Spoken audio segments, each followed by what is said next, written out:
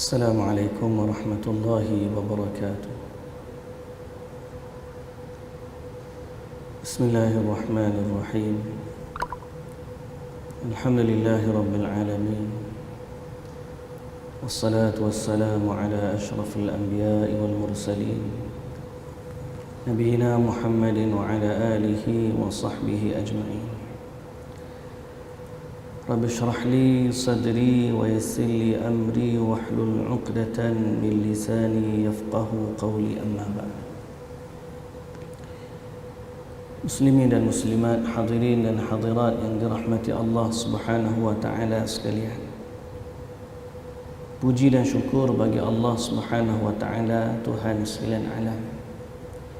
Dialah pencipta, dialah penguasa, dialah pentadbir alam semesta. Dan dialah Tuhan satu-satunya yang wujud, dan dialah Tuhan satu-satunya yang berhak untuk disujud. Tidak ada Tuhan yang berhak disembah melainkan Allah, dan sekalian Tuhan yang disembah selain Allah adalah Tuhan yang palsu dan batil. Selawat dan salam atas Nabi junjungan kita, Nabi Muhammad sallallahu alaihi wasallam, Nabi yang telah diutuskan oleh Allah Azza wa Jalla untuk mengajak manusia beriman dan menyembah Allah semata-mata, serta mensucikan Allah dari sebarang kesyirikan. Dalam dakwah itulah Nabi diperangi, dimusuhi, dicerca, dicaci, disakiti, sehingga akhirnya Allah Azza wa Jalla mengizinkan baginda untuk berhijrah, meninggalkan tanah airnya Makkah dan menuju ke tanah suci Madinah Al-Munawwarah untuk menjadi asas kepada sebuah pembinaan negara Islam, sehingga seterusnya Islam berkembang, mekar, subur, dan akhirnya tersebar ke seluruh pelosok alam, daripada kalangan manusia dan juga jin. Mereka beriman kepada Nabi sallallahu alaihi wasallam. Juga selawat ke atas ahli keluarga baginda yang suci dan para sahabatnya yang mulia, yang berjuang membela baginda, berjuang bersama baginda daripada awal perutusannya Nabi sebagai Rasul, sehingga baginda diancam, disakiti, mereka tetap bersama dengan Nabi sallallahu alaihi wasallam sehinggalah baginda wafat. Kemudian para sahabat meneruskan lagi dakwah itu kepada pelosok alam yang jauh, sehingga akhirnya Islam sampai ke tanah air kita. Dan walau kita jarak beribu kilometer dengan baginda Nabi sallallahu alaihi wasallam, walau kita berjarak masa ribuan tahun dengan Nabi sallallahu alaihi wasallam, tapi hari ini dakwah dan mesej yang dibawa oleh Nabi sallallahu alaihi wasallam alhamdulillah sampai kepada kita, sehingga kita beriman dengan Allah, kita baca Al-Quran, kita mendengar hadis-hadis dari Nabi sallallahu alaihi wasallam, dan kita beramal dengan apa yang Allah perintahkan, kita meninggalkan apa yang Allah larang. Kerana dakwah Islam itu sampai kepada kita, alhamdulillah, alhamdulillah, alhamdulillah. Inilah antara indahnya hijrah. Inilah antara perkara yang tersembunyi di sebalik hikmah baginda Nabi sallallahu alaihi wasallam berhijrah meninggalkan kota suci Makkah menuju ke kota Madinah. Jadi pada malam ini bersesuaian dengan cerita kita dan bersesuaian dengan malam ni masuknya kita sebab kepada tanggal 1 Muharram, kita akan cerita tentang satu peristiwa hijrah Nabi, dan kita cerita hikmah dan ibrah pengajaran di sebaliknya. Kita juga nak cerita pada malam ini sejarah bermulanya kalendar hijrah. Dan yang ketiga, kita nak cerita pada malam ini apa sunnah yang ada dalam bulan Muharram supaya pada malam ini pertemuan kita mendapat manfaat dari sudut ilmu dan juga amal. Ilmu tentang sejarah perjuangan Nabi, ilmu tentang sejarah bermulanya penentuan tarikh hijrah, dan kita dapat ilmu tentang bagaimana menghidupkan bulan Muharram dengan sunnah daripada baginda Nabi sallallahu alaihi wasallam. Dalam masa yang mungkin agak terbatas, malam ni kita cuba rangkumkan 3 perkara yang kita nak sebut itu. Pertama, tentang sejarah peristiwa hijrah. Hijrah ni berlaku setelah daripada Nabi sallallahu alaihi wasallam diutuskan sebagai rasul selama 13 tahun baginda berdakwah di Mekah. Berarti Nabi ini dilahirkan pada tahun Gajah. Setelah berumur 40 tahun Nabi diangkat menjadi rasul. Setelah berdakwah di Mekah selama 13 tahun, barulah Nabi berhijrah ke Madinah. Dalam kata lain, sewaktu peristiwa hijrah itu berlaku, Nabi berumur 53 tahun. Selama 13 tahun Nabi berdakwah di Mekah, apakah faktor yang menyebabkan Nabi sampai kena hijrah ke Madinah? Faktor yang pertama, orang Mekah tidak terima dakwah Nabi. Majoriti orang Mekah menolak dakwah Nabi sallallahu alaihi wasallam. Dan termasuklah majoriti itu adalah bangsawan Quraisy. Dan salah seorang daripada mereka adalah pak saudara Nabi sendiri, iaitulah Abu Lahab. Abu Jahal pembesar, Umayyah bin Khalaf pembesar, Utbah bin Rabi'ah, Syaibah bin Rabi'ah. Mereka ni pembesar-pembesar Quraisy menolak dakwah Nabi, tak terima dakwah Nabi sallallahu alaihi wasallam.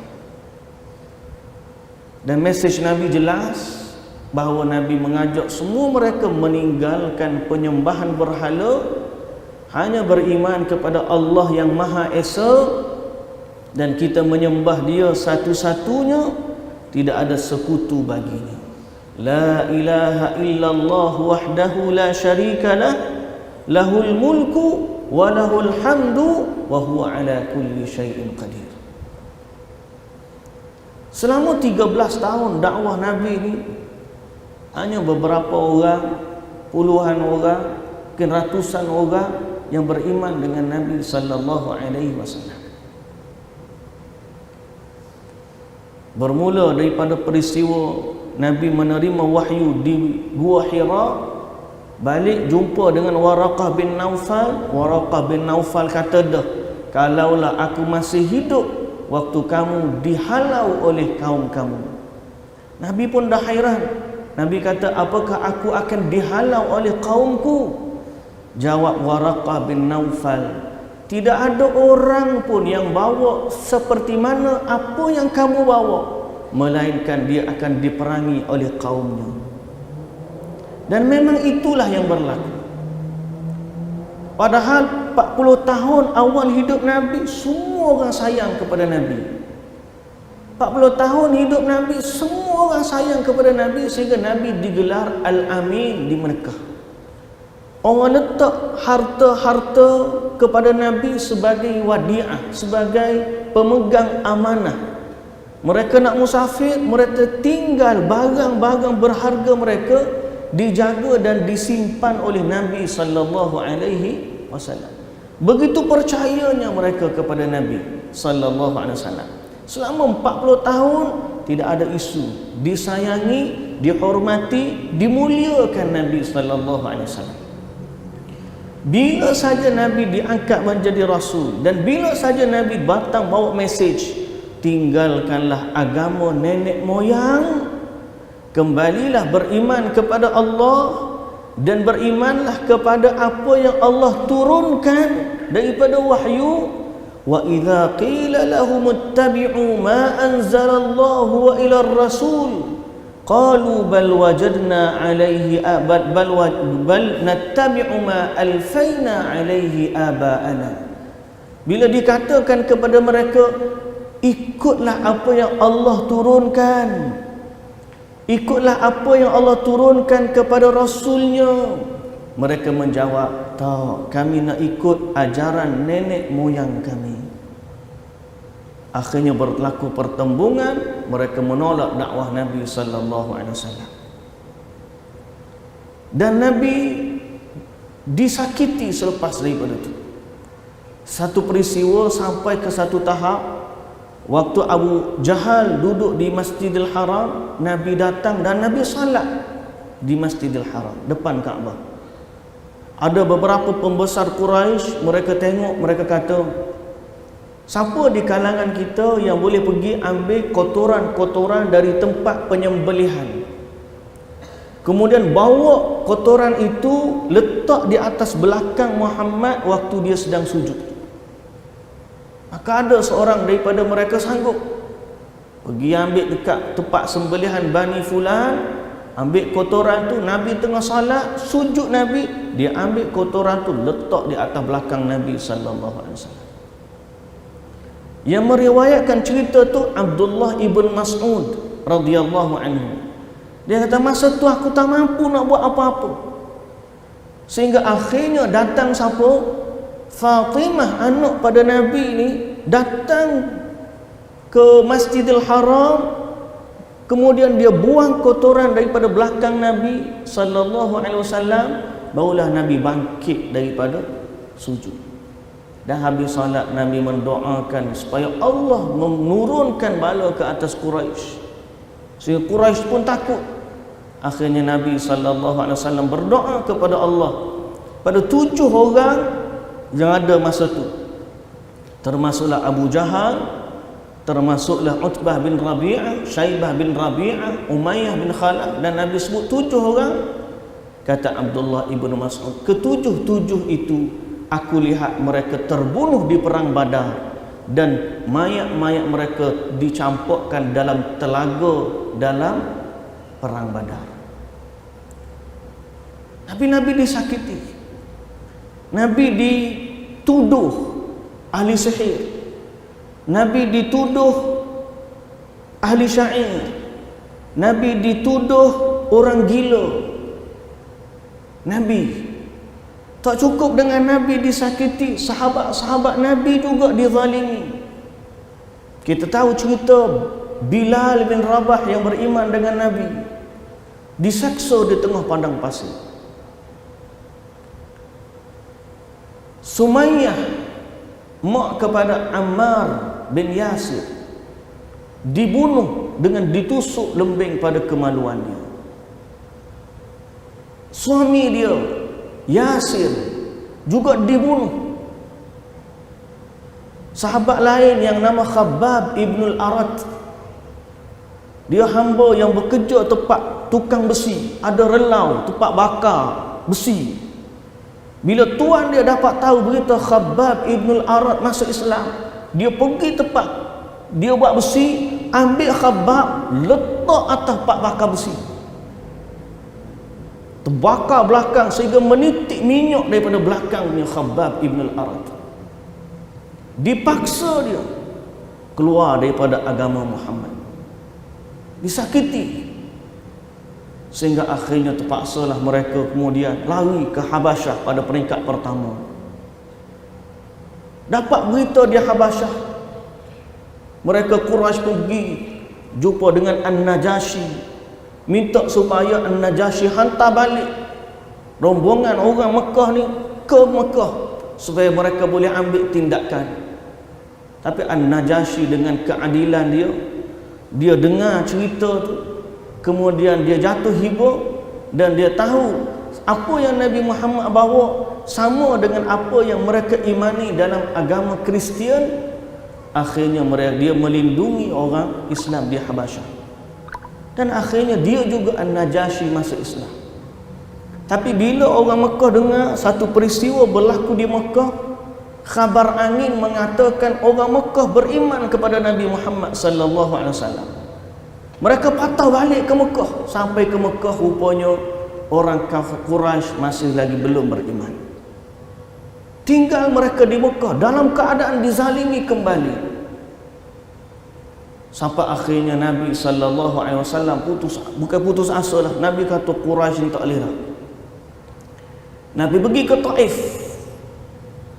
Sampai di Taif, dibaling batu.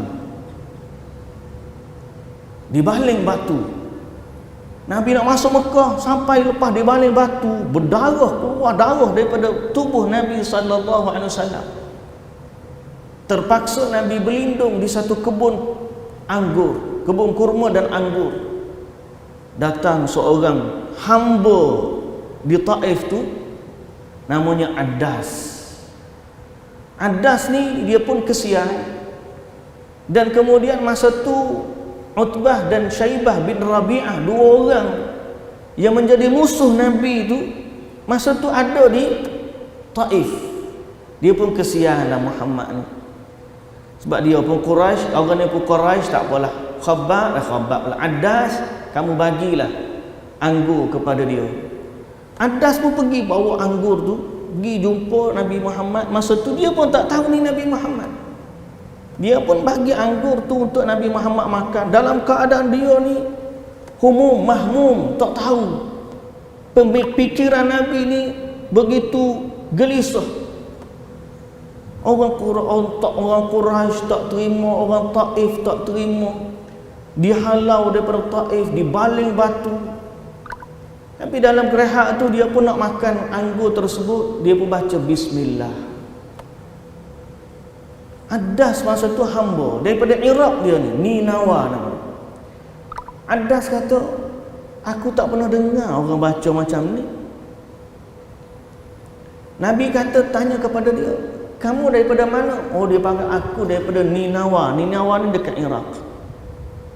Kata Nabi sallallahu alaihi wasallam, oh itu tempat sahabatku atau saudaraku Yunus bin Matta. Seorang lelaki yang saleh, nama dia Yunus bin Matta. Addas pada masa tu heran. Macam mana kamu kenal Yunus bin Matta? Yunus bin Matta ni nama Nabi Yunus lah. Kata Nabi Muhammad sallallahu alaihi wasallam, aku kenal dia sebab dia tu Nabi dan aku pun Nabi. Akhirnya Addas dikucuk kepala Nabi sallallahu alaihi wasallam dan disebut dialah orang yang pertama beriman di Taif. Balik daripada Taif tu, Nabi ni siapa kebingungan Nabi. Nak masuk Mekah pun tak boleh. Masa itulah cerita malaikat mari, penjaga gunung, bagi tawaran kepada Nabi nak hempak gunung ke atas penduduk Mekah dan Taif. Tapi Nabi sallallahu alaihi wasallam kata tak apalah. Mudah-mudahan Allah lahirkan daripada sulbi mereka orang yang beriman kepada Allah. Nak masuk Mekah tak boleh. Nak masuk Mekah tak boleh. Sehinggalah Nabi duduk di luar Mekah, nak masuk Mekah tak boleh. Lalu Nabi minta pertolongan dengan seorang lelaki Quraisy, nama dia Mut'im bin Adi. Orang kafir. Tapi Mut'im bin Adi ni dia bagi jaminan kepada Nabi. Lalu dia dengan tentera dia masuk sampai ke Kaabah. Lalu dia isytihar kepada orang Mekah, aku lindungi Muhammad, siapa-siapa pun tidak boleh menyakiti Muhammad. Kalau siapa dia menyakiti Muhammad, berarti dia berperang dengan aku. Akhirnya Nabi SAW daripada luar Mekah masuk dalam Mekah balik, salat depan Kaabah. Kemudian Nabi balik rumah dia, duduk dalam perlindungan Mut'im bin Adi. Dahsyat cabaran dakwah Nabi. Orang Mekah tolak Nabi, orang Taif tolak Nabi. Nabi pun pergi ke masuk musim haji, Nabi berdakwah pula ke Jumaat haji. Takdir Allah, ada satu rombongan daripada Madinah masa tu, bila dengar dakwah Nabi, mereka beriman kepada Nabi sallallahu alaihi wasallam. Maka berlakulah satu perjanjian bai'ah, taat setia orang Madinah dengan Nabi, dipanggil sebagai bai'ah Aqabah al-Ula. atau bai'ah Aqabah As-Sughra. Bai'ah Aqabah pertama yang menyaksikan beberapa orang daripada penduduk Madinah berbai'ah kepada Nabi, tak setia untuk membela dakwah Nabi.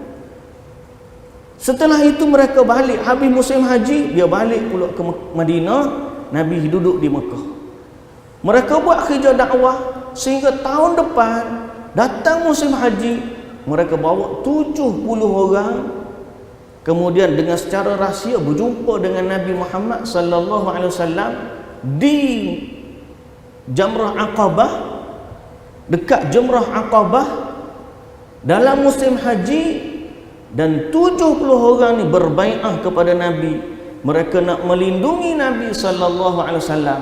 Mereka akan taat setia kepada Nabi sallallahu alaihi wasallam dan mereka akan jaga Nabi seperti mana mereka jaga keluarga mereka.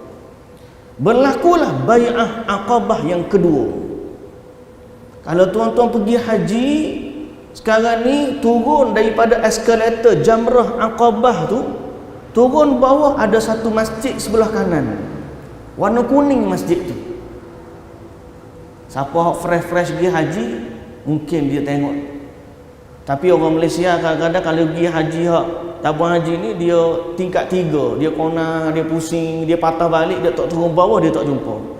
Tapi kalau orang turun bawah, lepas dari Jamrah Aqabah, turun bawah tingkat 1 tu, tanah dia tu, ground floor dia tu, dia akan jumpa sebelah kanan menuju Mekah tu, sebelah kanan satu masjid warna kuning, kita panggil Masjid Al-Bai'ah.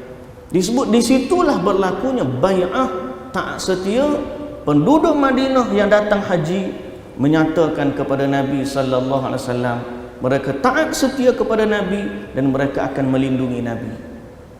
Setelah daripada itu, maka Nabi sallallahu alaihi wasallam pun berhijrah ke Madinah. Cerita hijrah tu asal usul. Jadi faktornya pertama, orang Mekah tak terima dakwah Nabi. Faktornya juga kerana Nabi disakiti, sehingga akhir tahap-tahap Nabi disakiti ni keluar surat merah, Nabi ni diancam bunuh oleh orang Quraisy. Faktor yang ketiga, sahabat-sahabat juga disakiti, dianiaya.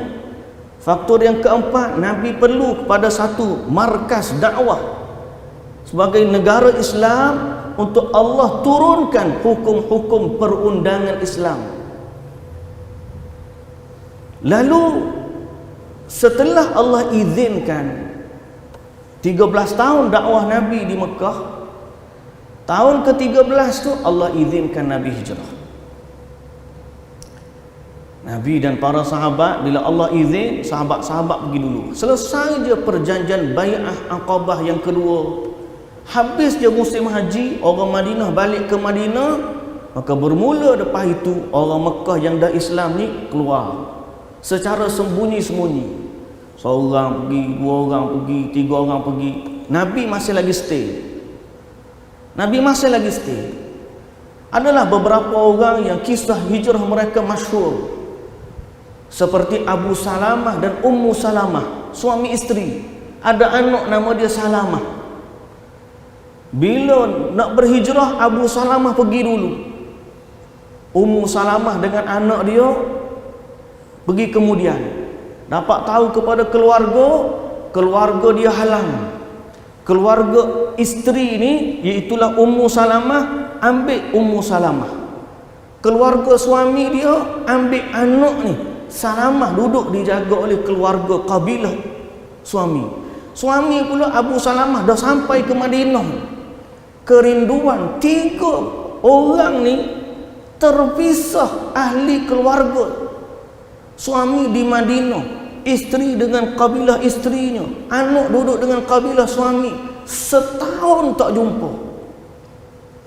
Rindunya, minta tak bagi, minta tak bagi. Setelah setahun baru mereka kesian tengok Ummu Salamah duduk temenung je. Tapi kerana perjuangan sahabat ni sanggup berpisah dengan keluarga, akhir sekali mereka pujuk kabilah suami hantar balik anak ni kepada ibu dia. Bertemulah balik anak dengan ibu. Kabilah isteri ni pula kata kesian, tak apalah, biarlah dia pergi berhijrah. Akhir sekali Ummu Salamah dengan Salamah pergikah ke Madinah, bergabunglah dan bertemulah tiga tu. Tak lama lepas daripada tu Abu Salamah pun meninggal. Ummu Salamah kata tak ada orang dah lebih baik daripada Abu Salamah. Tapi Nabi ajarkan kepada dia satu doa.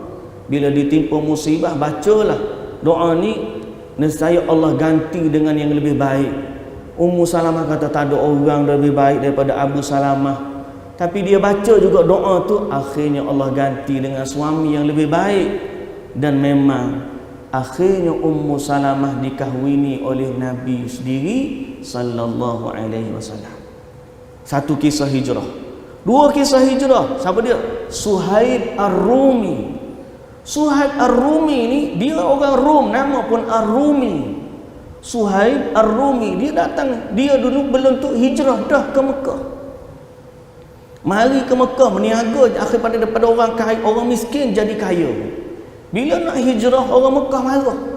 Orang Mekah kata kamu datang sini miskin, dah kaya dah ni, ikut Muhammad nak bawa harta benda Mekah pergi balik ke Madinah. Tak benar, kami tak izin. Kamu nak pergi, tinggalkan semua harta benda yang kamu dapat selama duduk di Mekah, kamu pergi ke Mekah, ke Madinah selai sepinggang. Suhaib kata, demi Allah, dia sanggup tinggal. Dia tinggal semua harta benda dia, dia pergi bawa diri dia sahaja. Seperti mana dia datang miskin ke Mekah, dia keluar tinggalkan harta, dia miskin balik menuju Madinah semata-mata bersama dengan dakwah Nabi sallallahu alaihi wasallam. Dahsyat tuan-tuan. Umar Al-Khattab juga pergi dulu daripada Nabi sallallahu alaihi wasallam. Tapi Umar tak sembunyi-sembunyi. Umar kata, aku nak pergi sekian-sekian. Siapa rasa hebat nak berlawan dengan aku, tunggu pintu sekian-sekian. Akhir sekali tak ada orang nak halang Umar. Umar pergi dengan selamat. Nabi sallallahu alaihi wasallam belum. Akhir bulan Zulhijjah orang balik haji, bulan Muharram sahabat-sahabat pergi, bulan Safar Nabi tak pergi lagi, hujung bulan Safar. Ini kisah hijrah Nabi ni. Hujung bulan Safar barulah Nabi pergi jumpa Abu Bakar As-Siddiq waktu dini hari, tengah hari. Petang tak ada orang duduk apa. Nabi kata kepada Abu Bakar, nak jumpa. Diriwayatkan dalam hadis masa tu Aisyah radhiyallahu anha ada di dalam rumah tu. Jadi oleh kerana rahsianya benda tu, kata Nabi sallallahu alaihi wasallam, setelah dia minta izin masuk rumah, disebut dalam hadis riwayat Al-Bukhari, bila Nabi masuk rumah Abu Bakar, Nabi kata akhrij man indak. Abu Bakar, keluarkan semua orang daripada rumah kamu. Maknanya Nabi nak cakap dengan Abu Bakar saja je, orang lain keluar. Abu Bakar jawab, innama hum ahluka bi abi anta ya Rasulullah. Kata Rasulullah, tak ada yang lain dalam rumah melainkan keluargamu, yakni Aisyah ada. Kalau macam tu tak apa. Nabi pun bagi tahu kepada Abu Bakar, inni qad azina li fil khuruj. Allah dah izinkan aku keluar daripada Mekah. Abu Bakar pun, as-suhbah ya Rasulullah. Rasulullah nak teman kau? Nabi kata ya. Maka Nabi SAW pun balik rumah dia. Kemudian pada malam tersebut, sebagai ganti, Ali tidur di tempat Nabi SAW, dan Nabi keluar dengan Abu Bakar As-Siddiq. Masa tu orang dah kepung rumah Nabi kan. Kemudian Nabi keluar bersama Abu Bakar As-Siddiq. Nabi pergi masuk Masjidil Haram. Kemudian Nabi keluar daripada Masjidil Haram dekat dengan pintu Safa. Bukit Safa sekarang ni di situ Nabi keluar. Daripada situ Nabi berjalan. Kalau tuan-tuan nak tahu mana jalan hijrah Nabi, dekat Mekah sekarang ni ada satu jalan namanya Tariqul Hijrah. Dulu masyhur, famous jalan ni. Sekarang ni kurang masyhur sebab dah ada pembangunan jalan tu tenggelam. Tapi secara spesifik dia, rumah Abu Bakar lah ni, tapak dia duduk dalam Hotel Hilton yang lama. Ada jam besar situ, Hotel Hilton yang lama. Sebelah Hotel Hilton yang lama tu ada menara jam yang besar hak bagus sikit. Tengah-tengah tu jalan tu dia panggil Tariqul Hijrah. Di situlah Nabi keluar dan jumpa dengan Abu Bakar di rumah dia.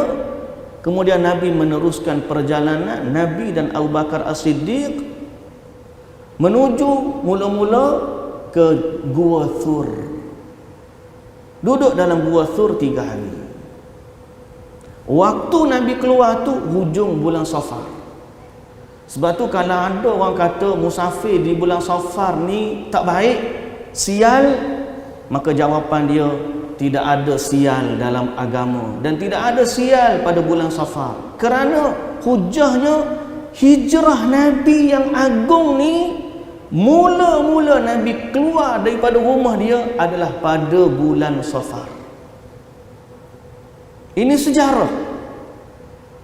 Lepas tu bila sampai di Gua Thur, Nabi duduk 3 hari. Masa tu duduk dalam 3 hari itulah anak kepada Abu Bakar As-Siddiq radhiyallahu anha, nama dia Asma binti Abi Bakar.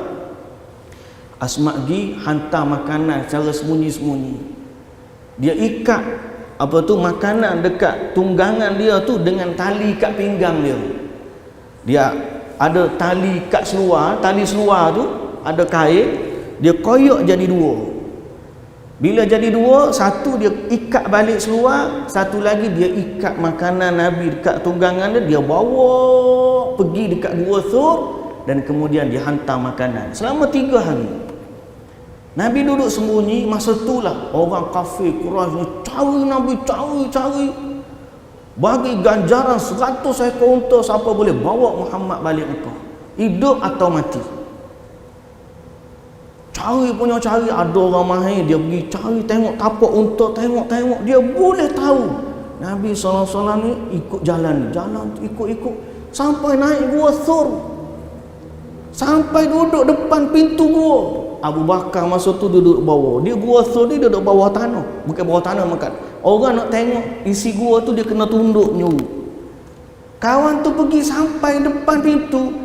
Abu Bakar dengan Nabi duduk dalam gua ni, nampak kaki dia ni. Abu Bakar kata habis dah kita. Tapi yakinnya Nabi dengan perancangan Allah. Nabi kata innallaha ma'ana. Ni jangan bimbang. Jangan kamu sangka kita hanya 2. Allah bersama dengan kita. Akhir sekali selamat mereka. Quran Syarif tak nampak mereka. Ni tak nampak tu macam-macam lah. Ada ceritanya sarang labur lah, ada cerita burung merpati lah letak. Tapi kadang-kadang cerita tu tokok tambah lah banyak. Yang penting kita tahu cerita tu Nabi tak diketemui. Lepas 3 hari masuk bulan Rabiul Awal. Pada tanggal 1 Rabiul Awal mereka pun keluar daripada Gua Thur, mula berjalan dipandu oleh seorang orang kafir. Masa tu Abdullah bin Uraiqid nama dia. Dia pun pandu Nabi, jalanlah Nabi dengan Abu Bakar. Tengah-tengah jalan tu mari Suraqah bin Malik. Cerita kita tahu Suraqah. Dia nampak Nabi, dia kejar. Sampai dekat, kuda dia terjelus dalam pasir. Jatuh, terguling, jatuh. Suraqah pun bangun lagi. Naik kuda dia lagi, kejar lagi kali kedua. Sampai dekat, juluh lagi, masuk, terguling dia lagi.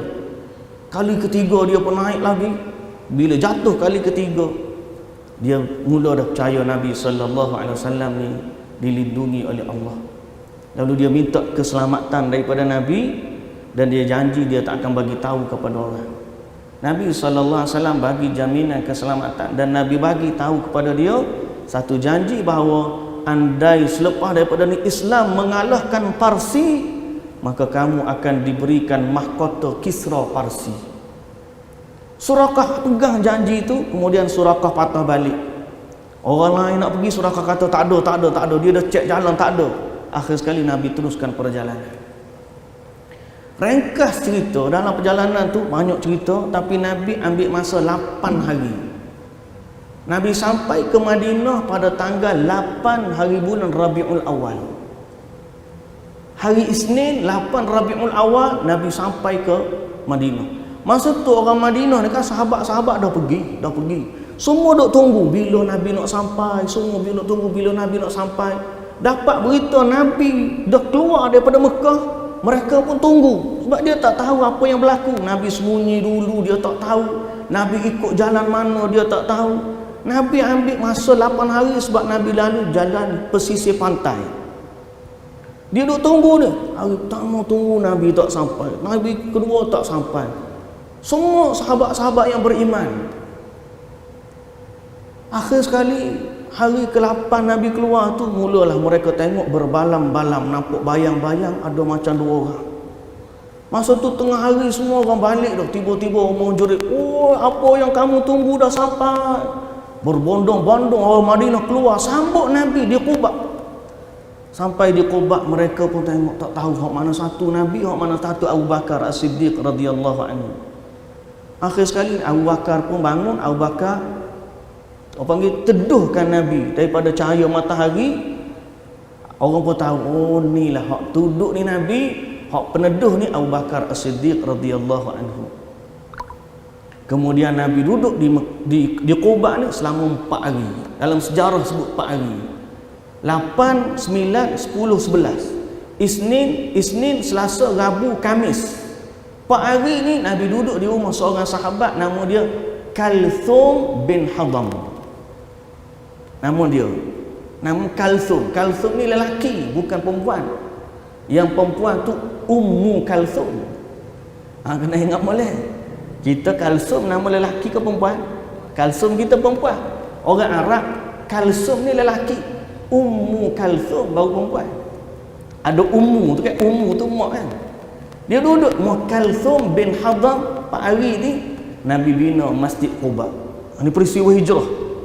Sampai bila? Tanggal 8 Rabiul Awal. Duduk di Madinah, duduk Quba 4 hari, Isnin, Selasa, Rabu, Kamis. 8, 9, 10, 11. Maka pada hari esoknya, hari Jumaat, tanggal 12 Rabiul Awal, Nabi keluar daripada Quba, pergi menuju ke tengah-tengah kota Madinah, Masjid Nabawi yang ada pada hari ini. Tengah-tengah jalan dapat syariat kefarduan salat Jumaat.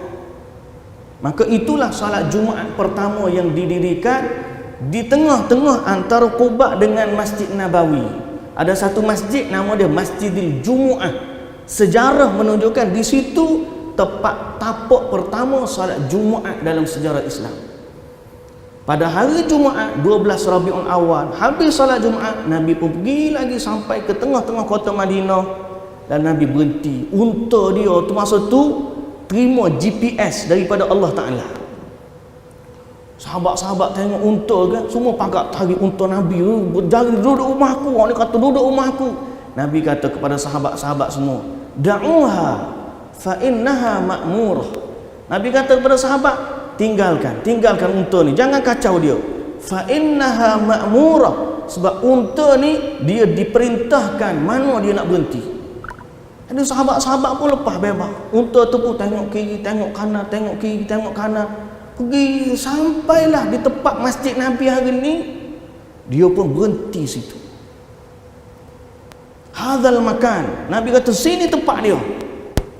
Sahabat-sahabat bila unta tu berhenti, pergi semua pegang Nabi. Nabi duduk di rumah aku, Nabi duduk di rumah aku. Seorang sahabat yang cerdik nama dia Abu Ayyub Al-Ansari.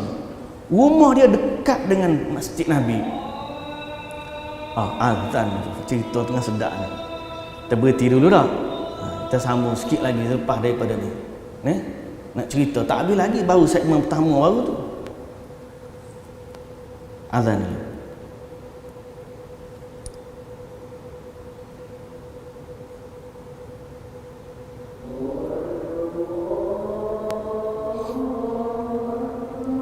Allahu Akbar, Allahu Akbar.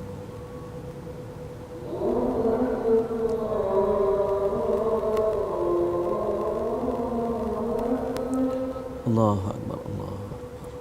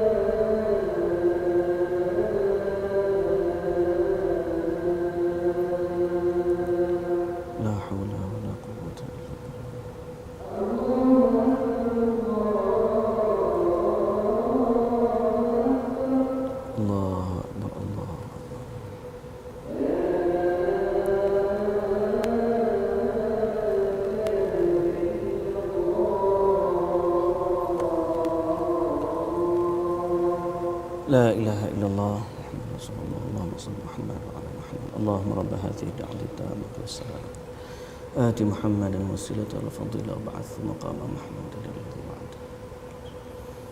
Baik, muslimin dan muslimat yang dirahmati Allah, maka pada tanggal 12 Rabiul Awal, hari Jumaat, kitab sirah bagi tahu hari itulah Nabi sampai tengah-tengah kota Madinah dan Nabi pacak tapak masjid dia di situ, dan setelah itu mereka pun pakak-pakak bina Masjidin Nabawi dan mulalah syariat Islam. Setelah daripada itu turun ayat tentang kejiranan, tentang hukum hakam, tentang pentadbiran, tentang kanun jenayah, macam-macam. Dan setelah itu turun pula ayat jihad. Setelah Islam ni dah ada dah base dia, tapak dia, maka setelah itu berlaku perang Badar tahun 2 Hijrah, berlaku pula perang Uhud, berlaku pula perang Khandaq, berlaku pula perang, sampai akhirnya bila tahun ke-6 Hijrah berlakulah perjanjian Hudaibiyah. Tahun ke-6 Hijrah Nabi dapat mimpi, Nabi tawaf dalam Masjidil Haram. Lepas tu Nabi bagi tahu sahabat, dia orang dah 6 tahun dah tak pergi Mekah ni. Rindu nak pergi ke Mekah ni. Akhir sekali bagi tahu sahabat-sahabat mempersiapkan. Hampir 1000 orang sahabat mempersiapkan bersama dengan Nabi sallallahu alaihi wasallam, hanya bawa pedang dalam sarung dia, bawa binatang-binatang nak pergi sembelih di Mekah. Pasal Nabi mimpi, Nabi tawaf di Kaabah.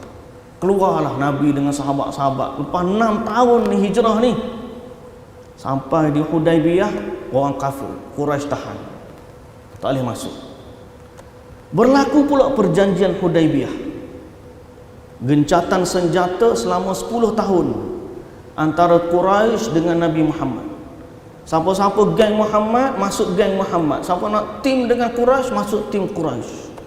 Antara perjanjian dia, siapa-siapa masuk Islam Mekah lari ke Madinah, orang Madinah kena hantar balik.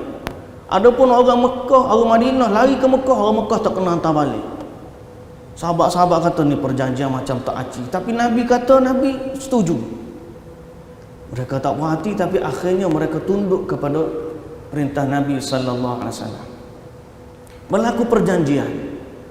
Setelah daripada 2 tahun, tak sampai 10 tahun, berlaku takdir.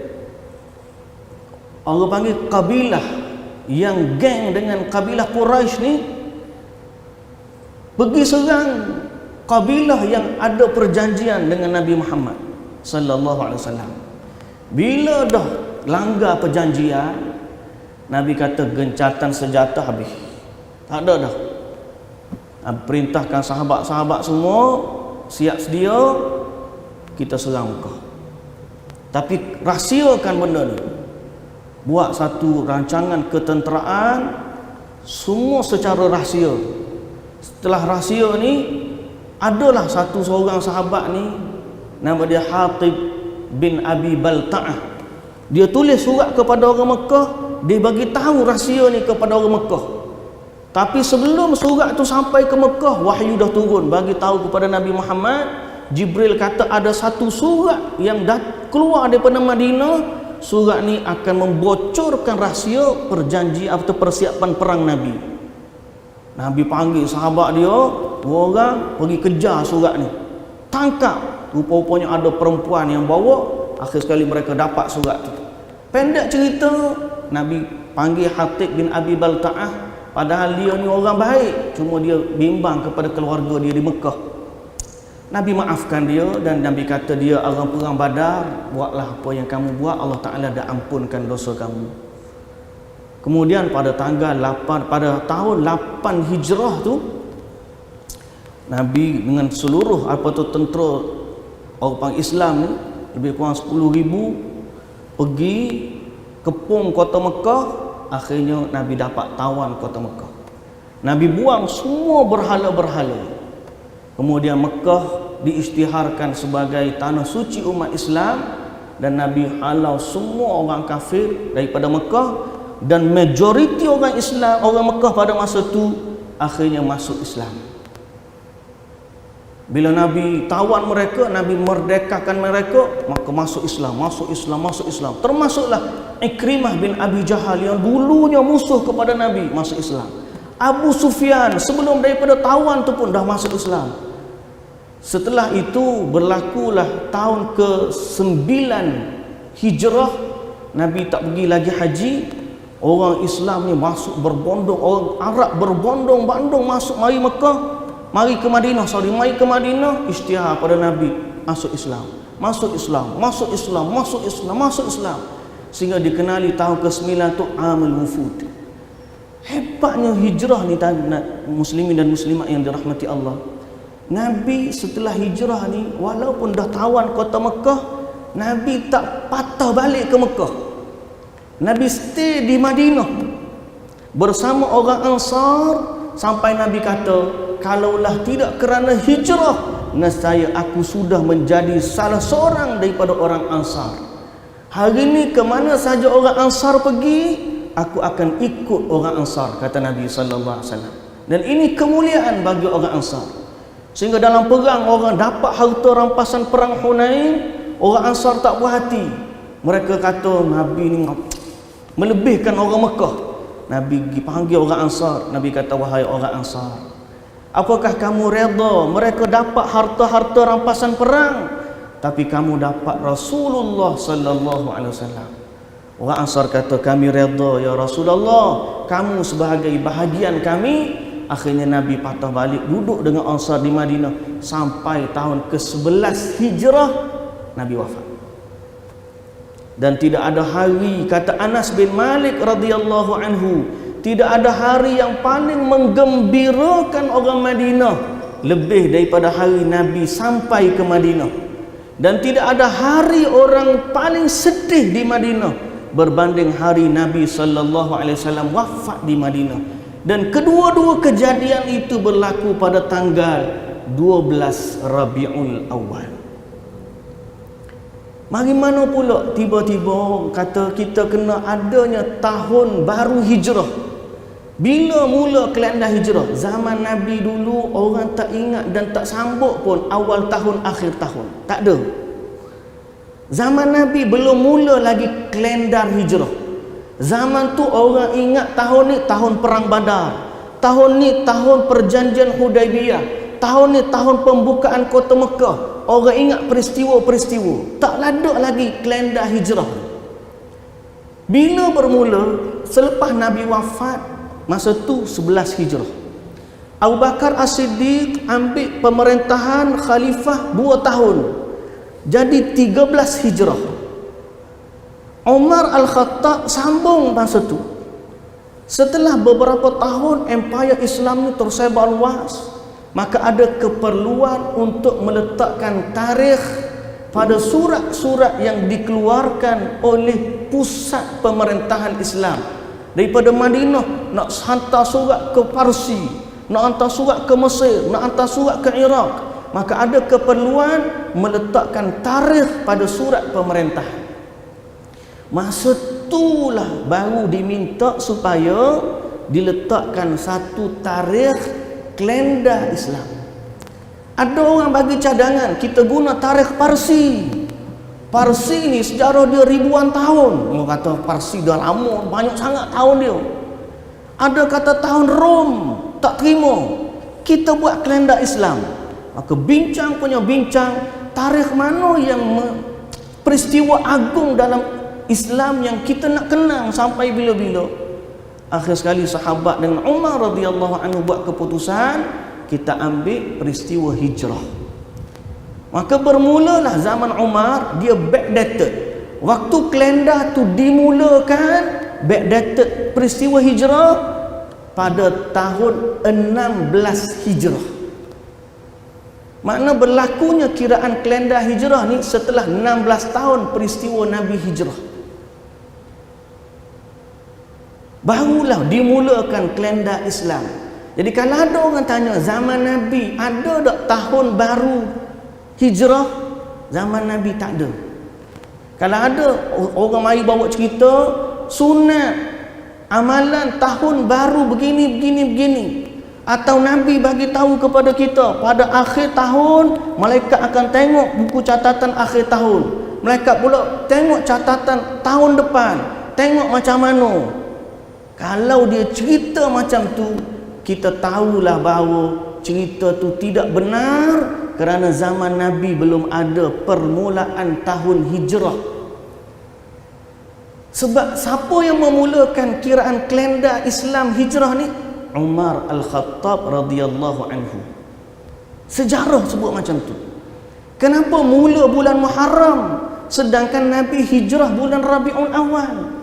Sebab Umar Al-Khattab radhiyallahu anhu bila tanya sahabat, mereka kata orang baru balik haji dan orang nak mulakan hidup baru, maka mulalah kalender Islam bermula daripada bulan Muharram. Padahal Nabi hijrah di bulan Rabiul Awal macam kita sebut tadi.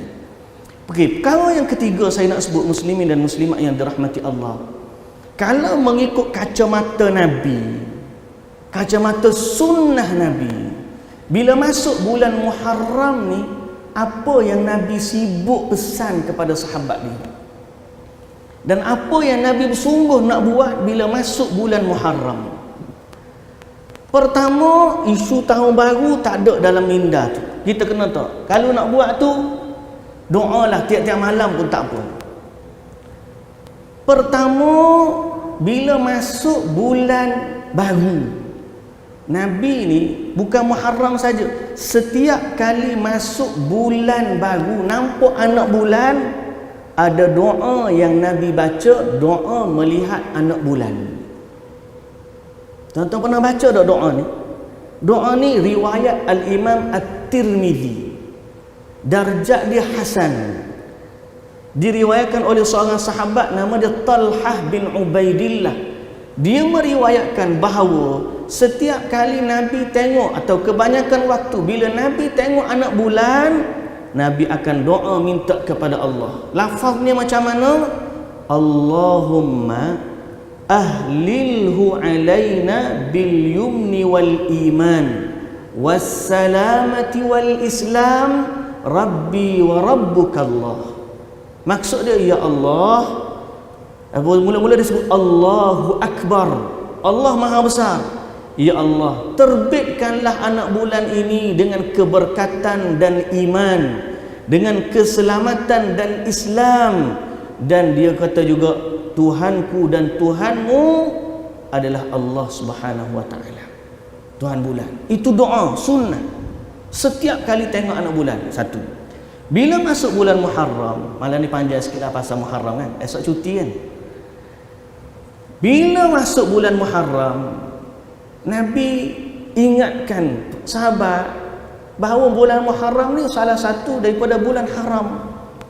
Kita belum habis lagi bulan haram. Bulan haram ni ada 4. Zulqa'dah, Zulhijjah, Muharram. Satu lagi bulan Rajab.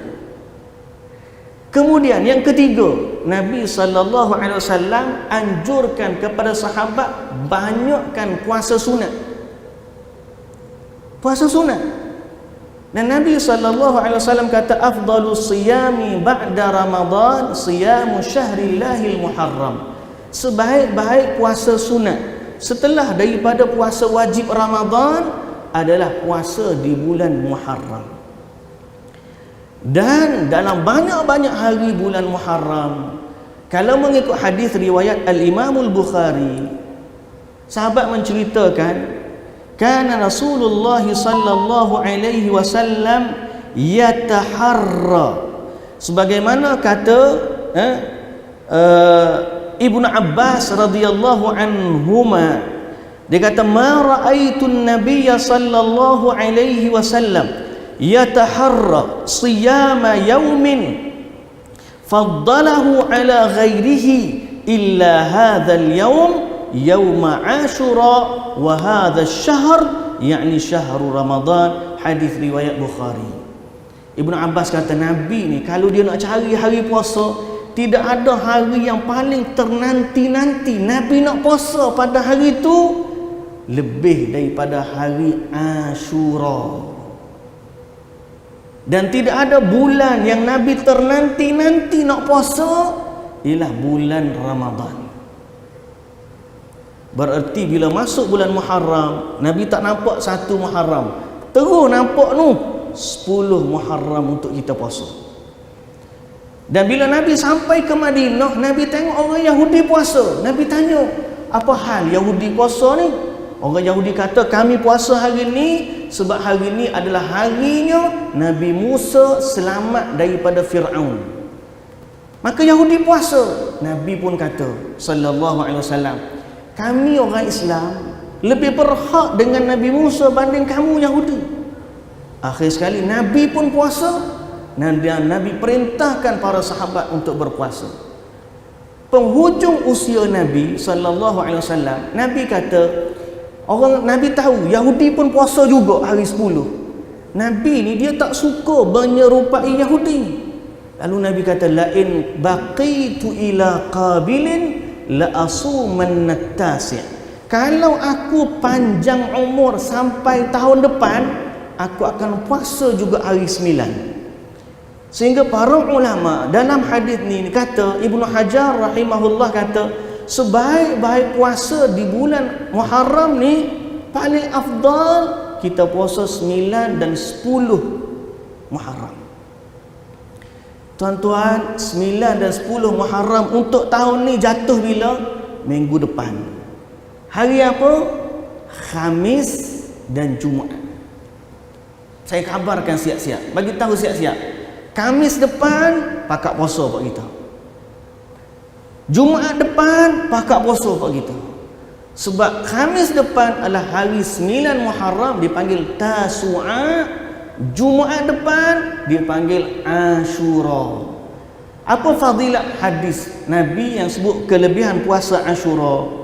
Kata Nabi sallallahu alaihi wasallam, wa siyamu Ashura wa siyamu yaumi Ashura ahtasibu 'ala Allah an yukaffira as-sanata allati qablahu. Hari Ashura aku harapkan dengan puasa satu hari Ashura, Allah ampunkan dosa selama setahun sebelumnya. Puasa satu hari dapat kelebihan keampunan selama 1 tahun. Jadi inilah 3 perkara yang saya sebut. Pertama, sejarah hijrah Nabi. Kedua, sejarah kalender Hijri. Dan ketiga, amalan sunnah di bulan Muharram. Pakak-pakak kita puasa minggu depan, dan minggu ni pun dah puasa sebenarnya. 10 bulan Muharram boleh puasa, tapi yang paling utama 2 hari itu, 9 dan 10, sebab ada fadilat khusus. Nabi kata siapa puasa 10 Muharram diampunkan dosa selama 1 tahun. Mudah-mudahan Allah Subhanahu wa taala berkati kita semua. Moga Allah Ta'ala memandu kita dan memberikan taufik kepada kita untuk mengenali Islam dengan kacamata yang lebih luas, dan kita memahami agama mengikut panduan sunnah Nabi sallallahu alaihi wasallam, dan kita dapat amalkan apa yang Nabi ajar, apa yang Nabi suruh para sahabat, apa yang Nabi sebut dalam hadis, kita boleh amalkan dalam kehidupan kita pada hari ini. Dan mudah-mudahan walaupun kita berjarak 1000 kilometer daripada Nabi dari sudut tempatnya, dan kita berjarak 1000 tahun dari sudut zamannya, tapi mudah-mudahan kerana kita hidup dengan sunnah Nabi, ajaran Nabi, maka Allah Azza wa Jalla akan bangkitkan kita di akhirat nanti bersama dengan Nabi Muhammad sallallahu alaihi wasallam, dan kita dapat minum air dari kolam Nabi sallallahu alaihi wasallam di akhirat nanti. Dan yang seterusnya, kita sangat-sangat harapkan agar kita bersama dengan Nabi sallallahu alaihi wasallam untuk memasuki syurga Allah yang kekal abadi buat selama-lamanya. Wallahu ta'ala alam. Subhanakallahumma wa bihamdika asyhadu an la ilaha illa anta astaghfiruka wa atubu ilaik. Aqulu qawli hadha wa astaghfirullahal azim li wa lakum. Wassalamu alaikum warahmatullahi wabarakatuh. أعوذ بالله من الشيطان الرجيم. بسم الله الرحمن الرحيم. الحمد لله رب العالمين، والصلاة والسلام على أشرف الأنبياء والمرسلين نبينا محمد وعلى آله وصحبه أجمعين. يا ربنا لك الحمد كما ينبغي لجلال وجهك وعظيم سلطانك. اللهم أعنا على ذكرك وشكرك وحسن عبادتك. اللهم ارزقنا متابعة النبي صلى الله عليه وسلم أولا وآخرا وظاهرا وباطنا وقولا وفعلا وعملا صالحا متقبلا. اللهم حبب إلينا الإيمان وزينه في قلوبنا وكره إلينا الكفر والفسوق والعصيان برحمتك يا أرحم الراحمين. ربنا آتنا في الدنيا حسنة وفي الآخرة حسنة وقنا عذاب النار. وصلى الله على نبينا محمد وعلى آله وصحبه وسلم، والحمد لله رب العالمين.